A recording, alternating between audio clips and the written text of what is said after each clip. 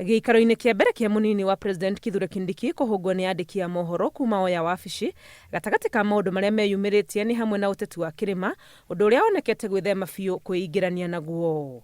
The only thing I don't understand is this thing about the kingpin or something. I don't understand it because there is no office like that. Augĩte gũkorwo nĩ kwarĩ na atongoria kuma gĩtarũ kĩa Mount Kenya mamũrorete ta mũtongoria wa agenda cia gĩtarũ gĩkĩ thirikari-inĩ, ti ũndũ ũramuoha nĩ gũkorwo hĩndĩ ĩyo arĩ thirikari-inĩ ta minister wa ũgitĩri wa thĩinĩ, no rĩu arĩ na wabici ngũrani. To the best of my recollection, those members of parliament had expressed frustrations in getting their constituency development agenda through to government because of the breakdown of relationship they had with the former occupier of this office, and therefore they asked me whether I could convey their needs to the president, and because I was a member of the cabinet I saw no problem with that, but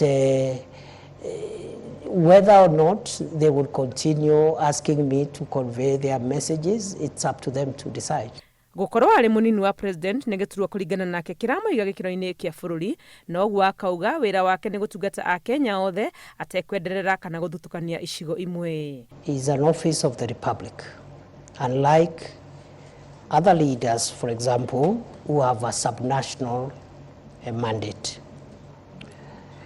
And therefore, the way I see it is that the people from the region you're referring to, which happens to be where I was born and raised, have a right, just like the people from the coast, Western, Nyanza, Rift Valley, Northeastern. They have a right to use this office, because it's a national office, to channel their needs, interests to the government. Anyitĩrĩire atĩ gũtuĩka oire wabici ya mũnini wa president thutha wa gũikio nja kwa Rigathĩ wa Gachagua ti ũndũ ũngĩtũma aigue arĩ na ũcuke nĩ gũkorwo nĩ mũtaratara warũmĩrĩire watho, akiuga matirĩ na ũthũ na Gachagua. And I want to persuade you to allow me not to discuss my brother, the Honorable Rigathĩ Gachagua, because he's my friend. And you've not heard me bad-mouthing him anywhere before when he was in this office or even after he left office. So please spare me, because it is not right.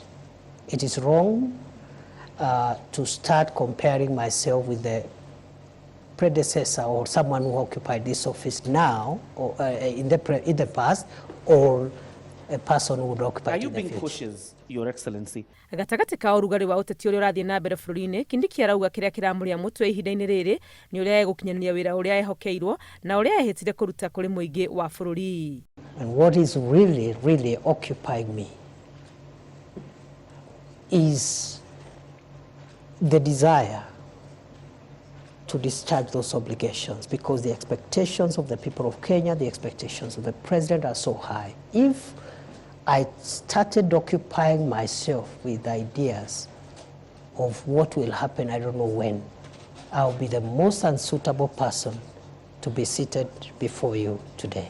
Kũringana nake, ona thirikari ya Kenya Kwanza ĩkĩrĩire gũkinyanĩria ciĩranĩro ciao kũrĩ ya Kenya, akiuga meciria mao matirĩ ũhoro-inĩ wa kana marĩ na ngumo, nĩ gũkorwo ngumo yao ĩgakorwo ĩkĩbatarania rĩrĩa magacoka kũrĩ ya Kenya kũhoya kura, amu nĩ makabatara kuonania wĩra ũrĩa marutĩte.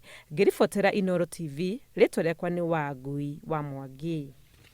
Usiku mwema mtazamaji.